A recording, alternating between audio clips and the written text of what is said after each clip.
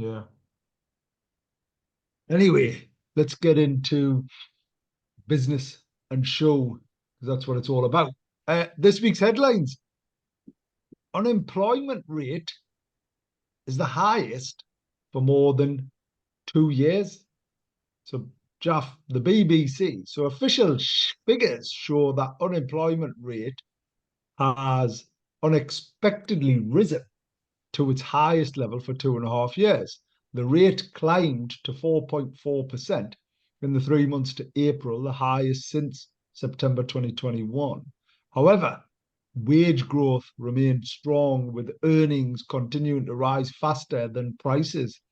22.3% of working age adults in the UK are deemed not to be actively looking for work, which is more than 9 million people.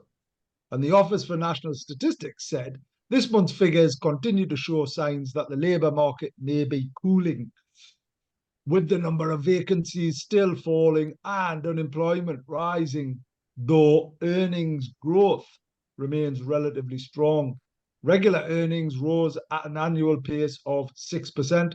The unemployment figure is at its highest since 2015, with the rise in long-term sick as a key factor. I'd like to discuss that with you, if I may, Jeff, because there's a couple of points in there, right? So, first and foremost, unemployment is, and it changed how they recorded it, right? Mhm. So they changed how they recorded unemployment a few years back. Right. And how was that change made, Ammar? So it was, I mean, basically, it was um, the number of people looking for work, What is right? And if you look at, so the number of people looking for work is 4.4%, right, of the overall workforce. Mhm. Well, 22.3% of working age adults. So nearly a quarter of adults who are at a working age, right? And that'll either be 18 plus or 21 plus. It'll be one of those two. Right. On actively looking for work. So, but what are they going to do then? What are they actually doing? I'm quite interested in what they would be doing. So either on benefits or and this is what I mean, the figures, right? It's great to say only 4.4% is unemployed or unemployed, whereas 9 million people, a quarter of the working population, aren't classified as unemployed because they're not looking for work. Hmm. Mhm. And there'll be a range of factors, there'll be real factors like and all of them are real factors, but there'll be a range of factors. For example, um, the uh, um,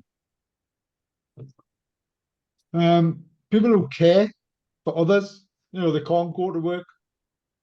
But there's actually long-term unemployed, and um, there's another categorization of inactive.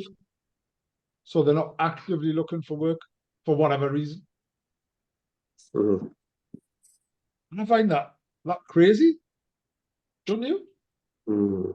Um, yeah, I mean, I'm just baffled to be honest, because these days I would have thought anyone, I mean, we've had this discussion before, anyone who's fit and healthy, The able to, microphone isn't the best. Are you using someone else's device, or are you using a no, I might different? just, no, it's the same, everything's the same. I'm not sure if there's any connectivity issues or not, but No, it wasn't a connectivity issue. It was more the sound. Normally, it's a lot clearer. But anyway, let me put it up. and interestingly, you someone else must have been using your phone because it came up with with someone else's name on Really? on on Zoom. I've changed it back to Jaff, but it came up with Grazie's name Oh, on Zoom. Graziella. Yeah, because she's away on holiday and she set me up on some meetings, Zoom meetings and stuff because I'm not very savvy when it comes to the tech stuff. Fair enough. So I just think that anyone who's fit and healthy, you need to really be able to do 50 hours of work a week because that's, and if you're earning the minimum wage, that takes you up to around about 30, just below £30,000 a year, which is, a decent enough income to have a decent living from, as opposed to just sitting there. I mean, I don't know what the government's dishing out these days in terms of a weekly benefit. What would it be? Something like the 70 quid a week mark? Possibly. I don't know. I've got no idea. Well, they introduced universal credit. I think Right. no, it wasn't. Is it universal? Is it called universal? Let's just check. Make sure that our facts are right. Universal credit. Um, yeah, I rate. Mhm. So I don't know who's talking in the background, Jeff, but we can hear them. Well, I can't stop them. They're on the they're on the phone. So All right, okay, fair enough. Anyway, so according to this, if you're a single person aged under 25, you get paid £292 a month. 292 a month. So 300 quid a month. I wasn't that far off, was I? You would have think that I've been claiming the benefits. 75 quid a week. So I was kind of pretty close. Yeah. Divided by 52. £67.41. If you are if you're aged over 25, you get paid £368.74, Hmm. Okay. which is £85. Wow, Um, that's not bad, is it? which what? Not bad. 85 quid sitting there getting 85 quid. I mean, if you think about it, Sitting there getting £85. You think that's like I think well, that's you're getting it for nothing. It's like okay. 85 quid. But It's like if you 85 quid I euro house. get all right. If you're actively looking for work and if you genuinely can't find it and you've just been made redundant, it's wrong to categorize everybody into the same thing. I think that's horrific. I think, yes, if you are purposefully, intentionally dodging work, then anyway, let's the point around all of these facts and figures is I find them incredibly interesting, and I'm intrigued at the levels of people who um, who are inactive. Hmm. A quarter of the people who can work, nearly 25%, so 22.3% of working age adults in the UK are deemed not to be actively looking for work. I mean, Nine, I 9 think million people. but then that's really a scary situation because that means that those that are working, paying the taxes, have to carry a very, very huge number of people. Yeah. Well, there's a number of factors around it, right? And this is why I'm probably spending a lot more time than I normally would on this. There's a number of factors. If there's 9 million people not working, not inactive, and And there's no suggestion though, Jaff, that every single one of them is claiming benefits. That's mm, that's not the suggestion here. mm, So mm, let's not get that wrong. Um, but what is happening is the number of people, and people are in such demand that people are demanding their wages. So the wage growth was one of the single biggest contributors to the inflation, mm, right? So one of the things that drove inflation was people were still getting paid uh, higher rates than they should. And that's probably because of the skills shortages. Now, if we had 9 million people more, or even half of them, let's just say 4.5 million, right? More mm, people in the economy working. Imagine the impact of that. It'd be mm, amazing, wouldn't it? of course. So, what else is going on? The Gregs are to create 600 new jobs. They've done well, haven't they, Jeff? Oh, amazing. I mean, it's such a great story. And do you know what?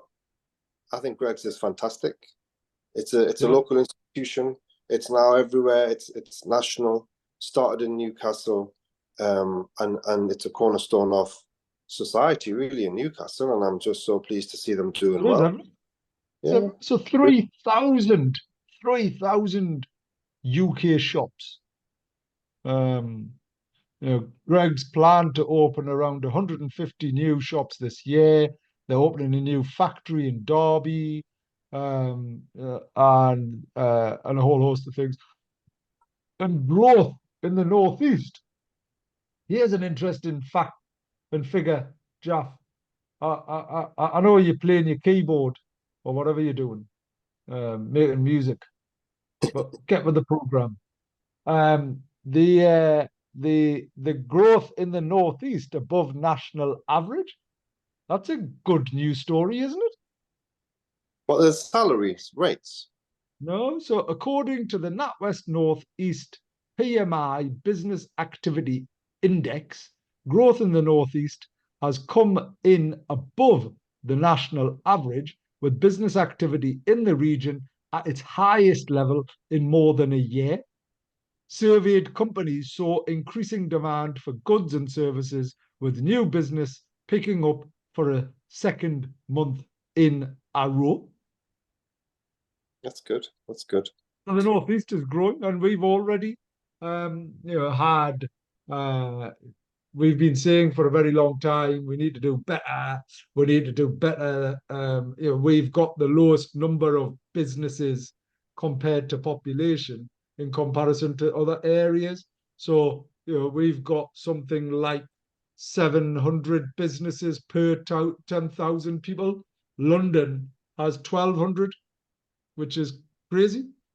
Mm. Um, Have you got any?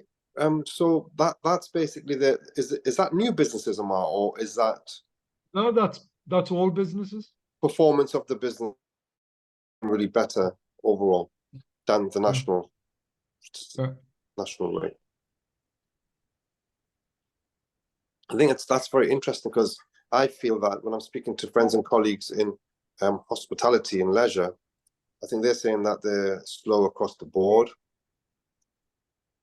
I'm not sure how retail Yeah, is it specific. might be slow, but I think across the vast majority of things, the um,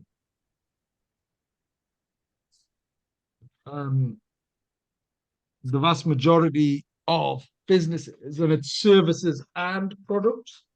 So I don't think it's any particular sector that they're saying, but anyway, it's great statistics. I don't know the background to it, and obviously we'll take it with a caveat of validating that. But I'd expect NatWest to be a sound, credible organisation.